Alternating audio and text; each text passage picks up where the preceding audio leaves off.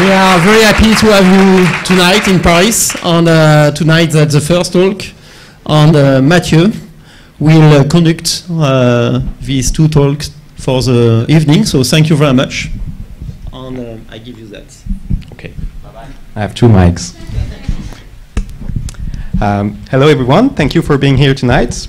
typeparis is a type design program. So the attendees have been frantically drawing letters for the last 3 days, but that is only a tiny part of the whole picture.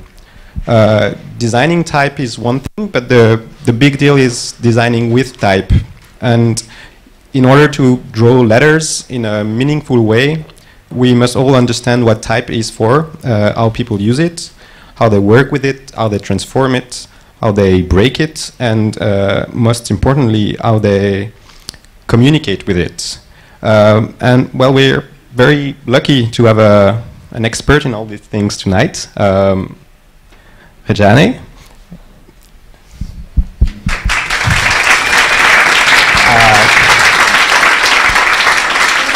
So, Rejane, you're from Brazil. You live in London. You studied in Rio, in New York, and in Rotterdam. I think you have a resume we can only dream of. You worked for Studio Dumbar in the Netherlands. Then you worked at Wolff Olins in London, and now you run your own design studio.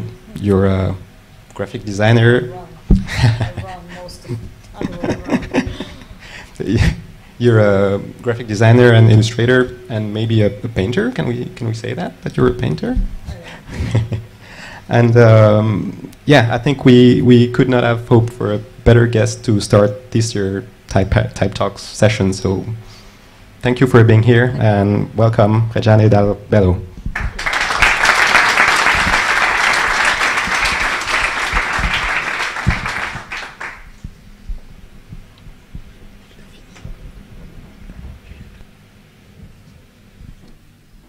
Thank you for having us. Thanks for having me, and thanks for being here tonight. Because this is a type conference, I have to confess 2 things before I start. The first thing is that I'm not a type designer. I think we already established that. And the second thing is that I don't love type. If love, the meaning of love means this nurturing and all about give, and never takes. No, I don't love type. I fuck type. I'm a type fucker. I fuck type all night long, kind of thing. No prejudice when it comes to type. Anyone, thin, fat, extended, it's all good with me. So I think we can establish that this night's not going to be a pixel talk. I started to fuck at quite a young age. I was 17, and I don't think it actually becomes easier throughout time. I've been 22 years in the profession, and because of that, I've been actually collecting my creative process in this kind of a sketchbook forms. And this actually helps me a lot to understand, and becomes almost like a library of the things that I believe in the time, that I was learning at the time. It becomes almost a history of my life. But I do wonder why we, at least me or some of us, struggle with the creative process. And I do believe that we are normally creating norms that are acceptable in society and into all the peers of us, and we live so strictly by it as rules, like super strict. And in the end, we suffer to break it. And I think in the end, we forget the purpose, because all of these rules is actually more technical than actually what's the purpose of what we're doing. But I do believe not necessarily in rules, but I believe in limits. And actually, funny, since we are here in a type conference, who taught me a lot about limits is sans serif. Sans serif is as a word, sans serif means basically without line, or no line without serif. And basically what it means is that, well, this is the norm, serif, and if you don't have that little pieces like that, then you can create a sans serif. So the word sans serif, it is the tension between what means to say and what is nonetheless constrained to mean. So it's telling us what is not, but never told us what actually is. So I wonder if actually, as long as this is the limit, there isn't the serif, can we actually do whatever we want and be actually limitless and reinvent what does it mean to be a type designer or a graphic designer? So don't blame graphic designers for fucking with your type. That's the problem of the naming. So you can always be different. So that's my justification of the night. But I do understand a little bit of what it means to be different, just because, well, my father is a doctor and my mother is a dentist, and I have two older brothers, and one became a doctor, and the other one became a dentist. And then I became a designer, and the only thing that we have in common actually is the letter D. But I do have hope. My brother had twins, 2 girls, amazing. And one is fantastic. You can actually see she has promised to be an artist and for sure a ballerina, but the other one for sure is going to be a doctor or a dentist.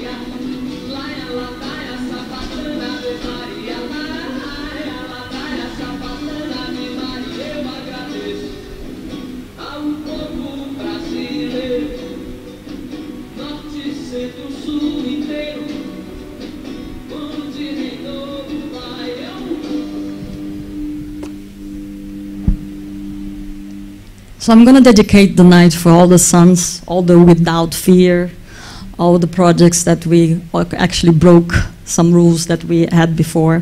And I think just to justify and tell you a little bit about the core of what I'm trying to say is one little project that I did, and I think it's just sweet to tell. It tells a lot about the core of this.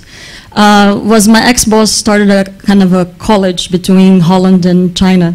And the idea was to have an exchange program between the two and actually have an idea and design exchange, but not putting one on top of each other and one better than each other. It was basically an exchange of ideas and double vision of design. And then the name was Dutch Design College. And my point is I drew this type and not to have a perfection, because you have actually 2 totally different cultures and you have no idea what's going to happen with that culture. So it's definitely on purpose, and the beauty actually is the imperfection, is not actually the perfection. And that's beside the point. And then imperfections or things that you're not really used to it or seeing, it becomes identifiable and becomes unique. And that's basically, that identity has no need actually for any rules or any guidelines, because the type became kind of unique in itself that created the whole identity, and the rest was just to play around it and feel free with it. So in this case, for me, the legibility is totally dependent of the goal in many of the cases. But the next project I'm going to talk to you about was really sheer of having kind of a prejudice about gradient. If I did not have the prejudice, thinking that gradient was cliche, I would never use gradient in the logo, I would have come to the solution much faster. And this is the project that I did. It was the last project I did while I was at Studio Dumbar, and was for Alzheimer Foundation. And Alzheimer is a disease that starts in the center cortex of the brain, and it spreads out, and it's almost like having the pillars of your brain breaks down. And then you start to actually lose understanding of your environment, and you forget things. The biggest thing about this project and the paradox is that, first of all, it's about death, because there's no cure for Alzheimer yet. Second of all, it's a foundation, so it needs to give hope. And third, it needs to save money, it needs to raise money to find cure and to find hope, and also they compete with other diseases, so it's a little bit weird. And I'm going to show you a little bit about my creative process and to get there, because it's quite a sensitive topic, and what does it mean to die from it, and how to visualize that. So I started with the idea that you start forgetting people, you start forgetting your family. And from time to time also, the memory start losing, but from time to time, is almost having holes and little holes daily of your life. It takes around 15 years for you to officially die from it, so the holes becomes bigger and bigger.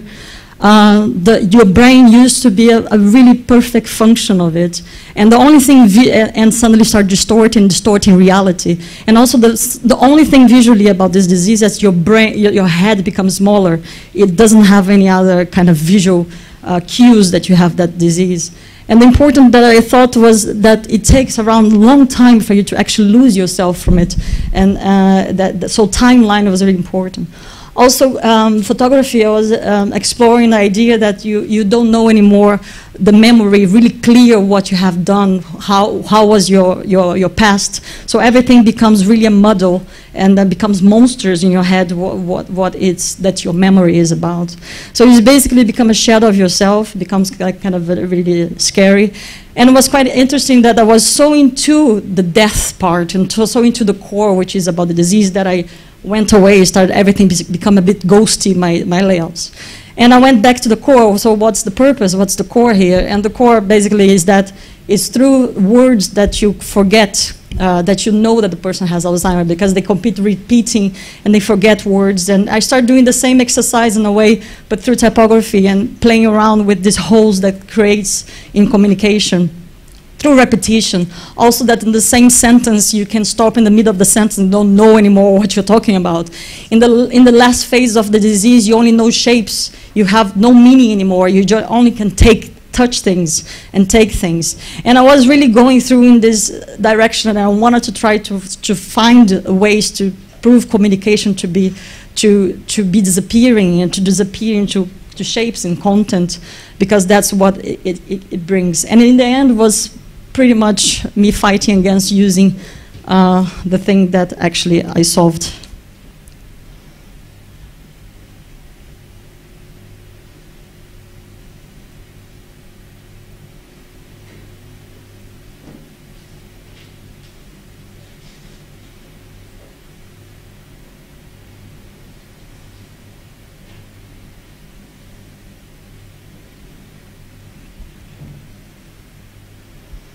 So basically it is what happens in the disease that starts in the center of the brain and the center of the type, and expands and start disappearing the meaning and communication of it.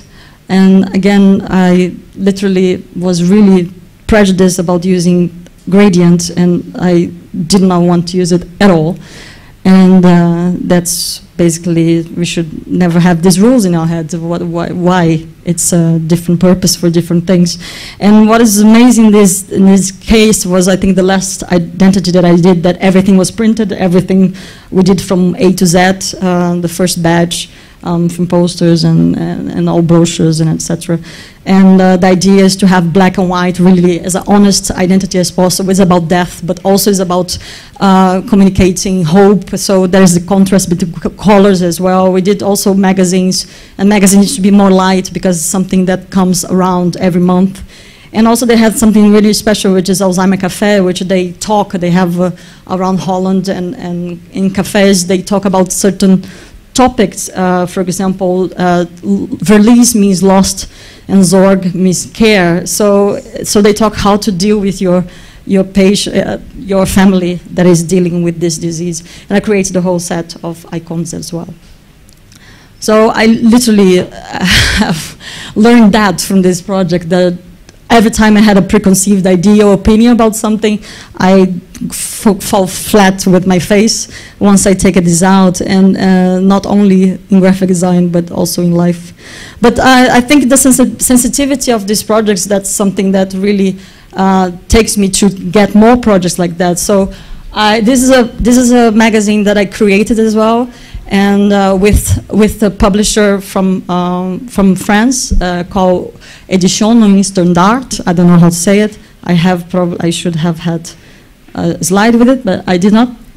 But the idea here is actually to get an artist that has kind of a approach and a work there's a social-oriented project and that the market doesn't really value. And then we want to literally have a package to it and bring back so they can show this project as something more special. And this artist from this project is a photographer, Xenia Naselos, and she took pictures of the migration crisis in the island of Greece, in Lesbos, and the immigrants comes from this sea and goes inside of the island through this part. And she took pictures of only traces, really, really sensitive, no people involved, no, totally respectable, and just to understand what was happening in that place in a calm way. People literally living in their cars. And this is for me one of the most shocking ones, of course there's a lot more, is that when they arrive and they are so pleased that they survived the sea, that they put any piece of cloth or clothes that they have still in their bodies, and they hang in this tree, is almost an altar where they thank the gods that they are alive. So basically that's it. And my job in that way was to create the book around and create this sea that the photos I inserted throughout and have carried that emotion that for sure she puts on it. And we have essays and poems and texts that really reinforce and talks about the project. And the idea is to continue doing it with other artists, hopefully soon. And it's all pro bono, it's all done our sheer love and looking for special projects out there that we can highlight and that the money market doesn't do it. But about immigration, I know a little bit about it. I did live in all the cities. I'm from Rio de Janeiro. I did all the graphic designs there, all the studies. Then I went to New York, and then, so I love this story because I was asked by a kind of podcast, so what did you do in New York? And I said, I start answering, I did internship in New York. And I said, no, I went to do a course with Milton Glaser. Milton Glaser is this guy who did this logo, if you don't know. But I started saying I had an internship with Milton Glaser, but I thought, no, Rejane, you did not have internship with Milton Glaser. You had a course with Milton Glaser. But it came out like this. I had intercourse with Milton Glaser in New York, so it's now alive, it's there. So now you know who's actually behind this logo, this icon, massive icon, you know who is it. But I went to Rotterdam to do my master's, and I ended up becoming, working at Studio Dumbar, stayed for 8 years, and I became a teacher, MA, BA. And then afterwards I was like had a job offer in London to Wolff Olins, and I moved there. And then a couple of years later, I went backwards in a way, and I started my own corner, my own studio is still in infancy. I actually have no ambition to be a big studio or anything, but I'm trying to learn to be my own, on my own, and figuring out what this is next phase of my life.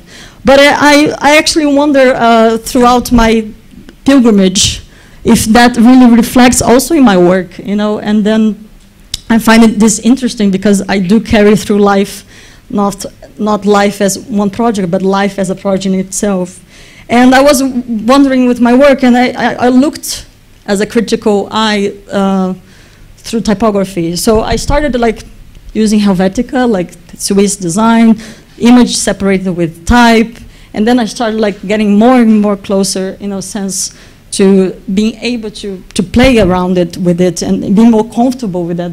And this is a poster for Amsterdam Sinfonietta. This is a symphony in Amsterdam, super modern, and every single poster we do a different thing, until actually almost like type becomes more image than anything. And I also did this for corporate work. So this is for an insurance company here in France that I rebranded, and we did it for La Transat, it's a sailing event here. And also I started really being careful with typography and image separately, but also after 4 years we could actually have more confidence with the client and push off the integration with type and have more abstraction with it, which is really something that I strive for in even corporate work and everything. And I had some opportunities to work with more shapes and really to start drawing myself and being a little bit more confident. And this is based on Nehemiah. Oscar Nehemiah is a city that was done with this amazing architect, a Brazilian architect. And then I created type, and also for now a company that I just did in Holland that it's called Play Space. And they literally, through play, they take and go through CEOs to discover, like as a team, what are the solutions they need to do. And there are several games with it. It's a gaming place, almost kind of a thing. And I created the type as a sheer thing of shapes and having fun with it, not necessarily being perfect. And for city of Delft is a city in Holland, and I had opportunity in this case because it is more a historical city, and I play more with humanistic type, and that also I never really encountered before to create a logo and identity for that, and also an opportunity that came along. And the biggest one I think for me that was kind of a turning point that I got was working for the European Design Awards in 2010, and 2010 was the time of the crisis, was hitting everything pretty hard, and this was an award show. And the point that what we wanted, and I conceptualized this project with two other colleagues, and that we wanted to take it to the award show and discuss about what was happening economically inside. And we created this kind of manifest, who draws the line? So who is drawing the line in a sense with this mess politically, but also who draws the line, as a designer. So we play with the language of design and the language that could be understood by anybody else within the city. Shift control and things, restore default settings. Let's bring back this massive that's happening.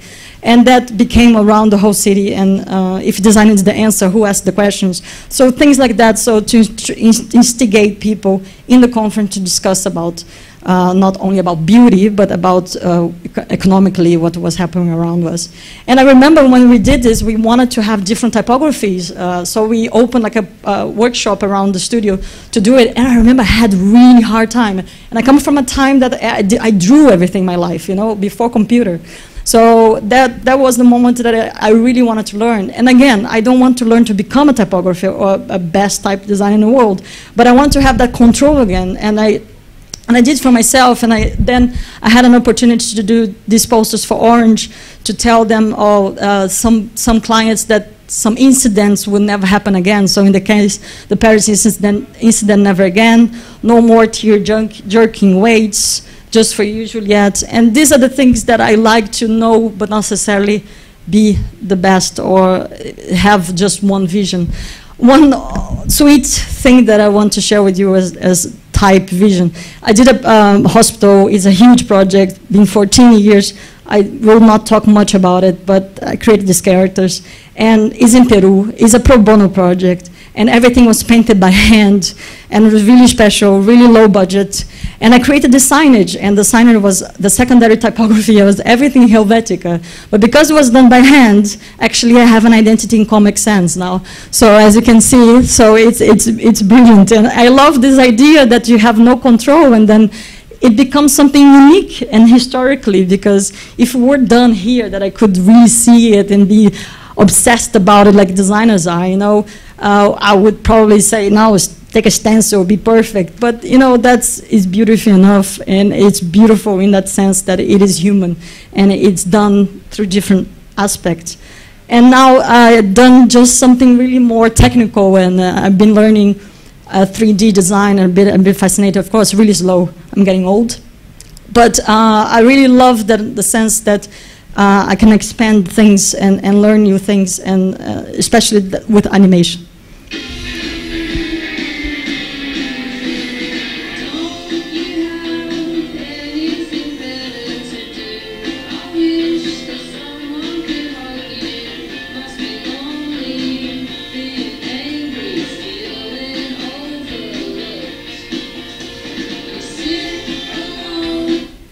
And what's beautiful is that from one poster you can create several, and that's what I love. But that fascination of 3D continues on, and then not only from that, but I have a fascination from Google Earth and maps, and I've been collecting satellite image for a long time. And then I start seeing that the rivers actually looks like stroke of paint, and I start actually doing paintings with that as collages throughout. And I start seeing patterns and making them look like kind of an artist that we already know. So this is more Vermeer, and this is from Pollock, was done through rivers of Nigeria. This is from Clint with the refinement of the cloth, and so on. And I cannot, it's been like 200 of them, and I made a huge collection. And what I love is that in a way I wanted to create a Google Maps that was closer to art and not was closer to what kind of life we're living. And for me, the Google is missing kind of a little bit of more emotion, because Earth actually is not stopping. It's always in constant change, always in creation, never stopping. And I wanted to reflect that in my new art, especially artists that we are so emotional and sensible.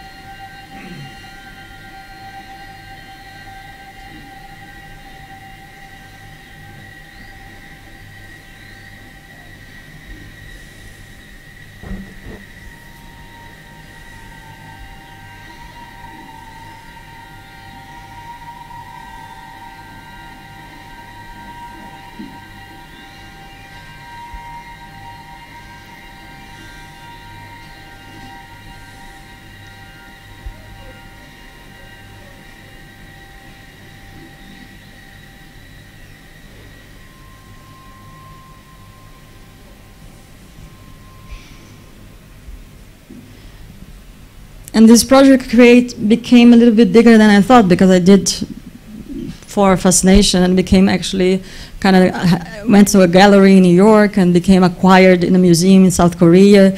Was in a type biennale, but there's no type in these images, so I don't know what they are drinking when they ask me for that, but I just said yes, of course, I will not do anything else.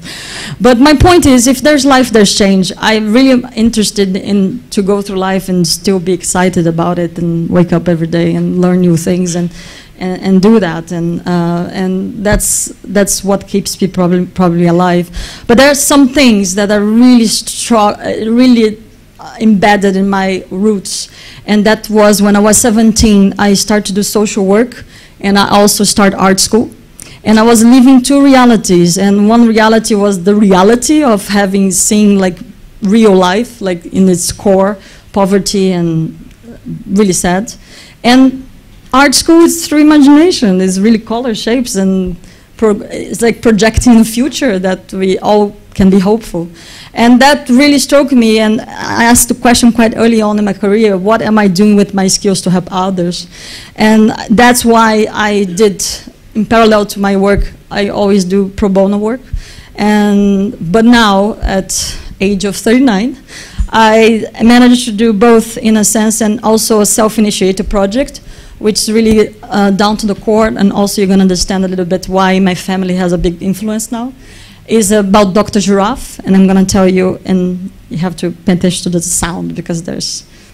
Explaining illness to a child is never easy, but if you ever have to, Dr. Giraffe is here to help. Using simple stories based in medical truth, each Dr. Giraffe book helps young patients and their families understand childhood diseases, both common and rare. So, a cleft lip and palate sparks a search for a missing half. An unexpected visit from Mr. Dodd results in the checking box. Leukemia leaves a group of friends stranded in the strange town of Kimo. With his big heart and reassuring presence, Dr. Giraffe can do what we often feel we can't: help children make sense of an illness and provide comfort from it. Dr. Giraffe. So my idea is to create this book series for the rest of my life now. It's a set. And the first, we started with 3, and the first one is chickenpox. And literally it's a story about a dot. And this dot comes, takes you over, and it itches, and you cannot scratch, and etc. Of course, this is just highlights of the book. Each book has 64 pages. Leukemia has 94 pages. So to tell a story that is magical truth, it cannot be just simple and funny. It needs to tell the whole part of the treatment from the beginning to the end, but in a poetic way. I'm going to show you an example soon. Then clave lip and clave palate. It's a condition that you're born with it, and it's called half-half. So in this case, your brain, half of your body doesn't really, I'm going to say in a really stupid way, but doesn't glue properly. So you cannot drink, eat properly, and you have to go through. So you have to go through operation, etc. So in the sense, you feel that you're half-half. You feel you're not full. You're not the same as others. So you go through operation, but at the same time, you get scared because you cannot talk, and then you have to really learn a lot of skills until you are feeling full again. And leukemia was the hardest, of course. It's really, of course, delicate because you don't know if the child will live. And that was on purpose. We wanted to create a really light one, a medium one, and a really hard one to see if this project really works. And leukemia, the idea is the land of the big, in a sense that he's dreaming to grow up, but he doesn't know if he's going to grow up, because while he's growing up, his balloons start falling to earth and into a land of chemo. And then because balloons are sick, and balloons are a metaphor for the cells that are not working anymore, and he has to stop to really make the balloons good. And again, he meets people there, a land that has no hair, and etc. And of course, I'm not doing this alone. I created, illustrated, designed, published. I have somebody, the 3 people, angels in my life that really understood the project and wanted to help me. And I've been working on this project for 5 years. They've been with me for 3 now.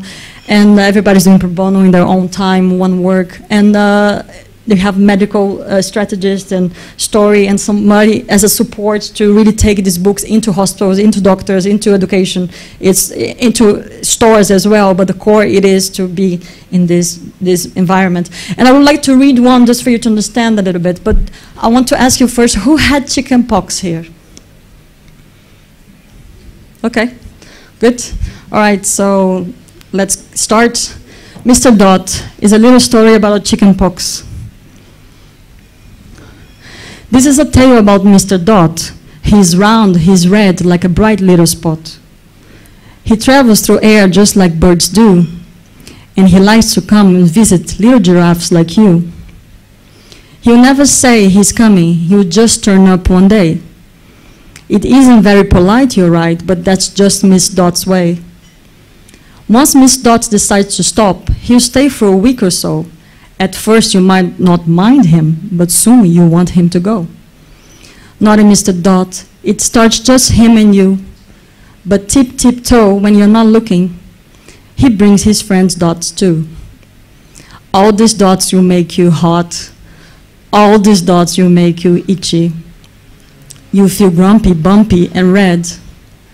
And to stop your friends get all dotty too, you have to stay in bed. No games, no play, it will be no fun, but it's only until Miss Dot's visit is done. Whatever you do, you must not touch. Whatever you do, don't scratch. Else you leave a dotty mark, and we definitely don't want that. Mama will help you by giving you cuddles and cutting your nails right back. She'll give you baths that look a bit funny and make the itchy better with cream that's runny. Slowly, slowly, bit by bit, your body will get stronger until Miss Dots finally leaves and you are all dotty no longer. Naughty Mr. Dot, he isn't very nice, but don't you worry, once he's gone, he's gone. He'll never visit you twice. So thank Miss Dot for his visit whenever he comes to stay, because he will be bigger and stronger than ever after you have chased him away. The end. Thank you. I read chickenpox because the rest you're gonna cry. It's gonna be a sobbing here. Half is really difficult. We are working now. Asthma is the next book, And my idea is literally to have all children's disease and disorders. I not only have 3 books, I have 12 because every single book was translated already in Portuguese, Dutch, French, and English. I mean, English is the basis. So you can actually gonna be able to find really soon in the website and in the Amazon, through Amazon to buy it. And this is basically not to sell, in a sense, like if you need it, that's what it is here to be, to help parents to be able to form words when the kids is suffering and they are suffering too. So this is a in-between tune. I think that's what design is. We are mediums to help mediate two different parties. And to conclude, actually, I do love type. Of course I love type. But I'm not like Alex, of course, and is the next one. Fantastic. But the rest, sincerely, I don't fucking know. So thank you so much.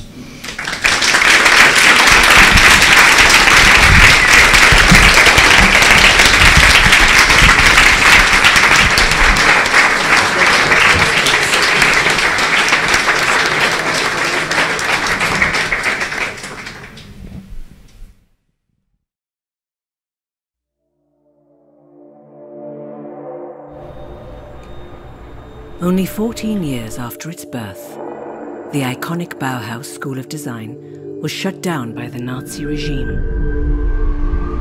Many treasures and unfinished masterpieces were left behind, lost to the world.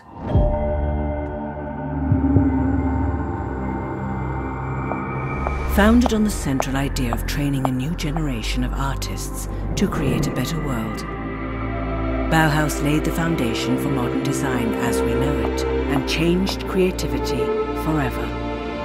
But in 1930s Germany, the progressive ideas of the Bauhaus were considered threatening and the school's closure became inevitable.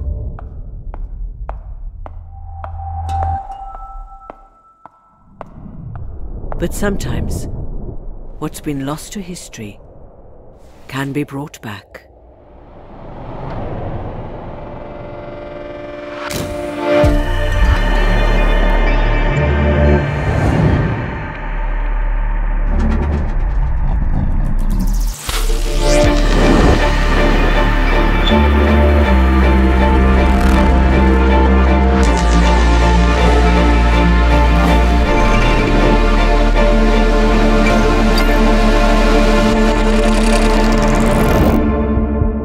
The influence of Bauhaus lives on, and now you can design with a piece of living history.